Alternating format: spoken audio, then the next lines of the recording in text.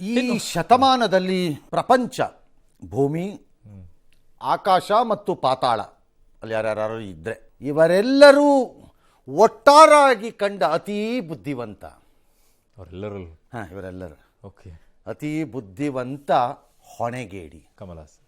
ಆ ವ್ಯಕ್ತಿಯ ಕತೆ ಮುಗೀತಿಲ್ಲ. ಬಿಕಾಸ್ ಕೊಬ್ಬು ದಿಮಾಕು ಅಷ್ಟೇನೇನಿಲ್ಲ ಅದರಲ್ಲಿ.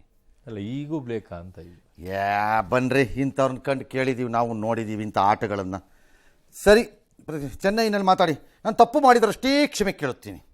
ಹೀಗಾಗಿ ಕ್ಷಮೆ ಕೇಳುವ ಮಾತಿಲ್ಲ. ಏಯ್ ಸುಮ್ಮನೆ ಕುತ್ಗಳ ಯಾಕೆ ಕಟ್ಟಿದ್ದೀವಿ ನಾವು ಏನು ಬೇಕು, ಯಾವನಾರೊಬ್ಬ ಯಾವನೇ ನೀನು ಇವನನ್ನು ಯಾಕ್ರಿ ಹೋಗಿ ಕ್ಷಮೆ ಕೇಳ್ತಾ ಇದ್ದೀರಿ ಎಲ್ಲರೂ? ಅದೇ ಸರಿಯಾ ನಿಮ್ಗೆ ಅಸಹ್ಯ ಆಗಲ್ವಾ ಎಲ್ಲರಿಗೂ? ಕರ್ನಾಟಕದವ್ರಿಗೆ ಕ್ಷಮೆ ಕೇಳಿ ಕ್ಷಮೆ ಕೇಳಬೇಕು. ಕ್ಷಮೆ ಯಾಕ್ರಿ ಕೇಳ್ತಿದ್ದೀರಿ? ಅವನನ್ನ ಬೇಕಿದ್ರೆ ಅವ್ನು ಕೇಳಲಿ. ಯಾವ ತೋಲಾಂಡಿ ರಾಯ ಅವನು? ಬಾಯ್ಕಾಟ್ ಮಾಡಿ ಬಿಸಾಕ. ಅವ್ನಿಗೆ ಕರ್ನಾಟಕದೊಳಗೆ ಬಂದಾಗ ಮೊಟ್ಟೆ ಎಲ್ಲಿದೆ ಅಂತ ಕೈಲಿ ಹಿಡ್ಕೊಂಡು ನಿಂತ್ಕೊಳ್ರಿ. ಸುಮ್ಮನೆ ಅವನನ್ನು ಕೇಳ್ತಾರಂತೆ. ಕ್ಷಮೆ ಕೇಳು ಕ್ಷಮೆ ಕೇಳು ಕ್ಷಮೆ ಕೇಳು ಅಂದ್ಕೊಂಡು ಏಯ್ ಭಾರತ್ ತೋರಿಸ್ತೀವಿ ನಿನಗೆ, ಬಂದಾಗ ತೋರಿಸ್ಕೊತೀವಿ, ಹೋಗ ಅದೇನು ಮಾಡ್ತೀವಿ ಮಾಡ್ಕಾಗಂತನ್ಬೇಕು ಅನ್ನೋದು ಬಿಟ್ಬಿಟ್ರು. ಕ್ಷಮೆ ಕೇಳೋ ಕೇಳಿ ಕ್ಷಮೆ ಕೇಳಿ. ಹತ್ತು ಕರೆದು ಗೋಲಾಡ್ಬಿಟ್ಟು ಕಾಲಿಗೆ ಪಾದ ಪೂಜೆ ಮಾಡ್ಬಿಟ್ಟು ನೀರು ಕುಡೀರಿ ಎಲ್ಲರೂ. ಅವನೇನು ರೀ ಕ್ಷಮೆ ಕೇಳೋದು? ಕ್ಷಮೆ ಕೇಳಿಸ್ತಾರಂತೆ. ಇದು ಹೀಗಾಗಿ ಕ್ಷಮೆ ಕೇಳುವ ಮಾತಿಲ್ಲದೆ ಯಾವನು ಕೇಳ್ದನು ಹೋಗಲೇ ಅನ್ಬೇಕು ಅವನಿಗೆ ಕ್ಷಮೆ ಕೇಳೋದನ್ನು.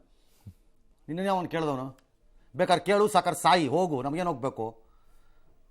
ರಾಜ್ಯದ ಜನ ನಿನ್ನನ್ನು ನಾಯಿನರಿಗಿಂತ ಕೆಟ್ಟದಾಗ ನಡೆಸ್ಕೊಂಡಿದ್ದಾರೆ ಅಲ್ಲಿ ತಮಿಳ್ನಾಡು. ಇಲ್ಲಿ ಬಂದು ನಮಗೆ ಬಂದು ಬೇಡ ಬುರುಡಾಗ್ಬಿಡ್ತಾರೆ.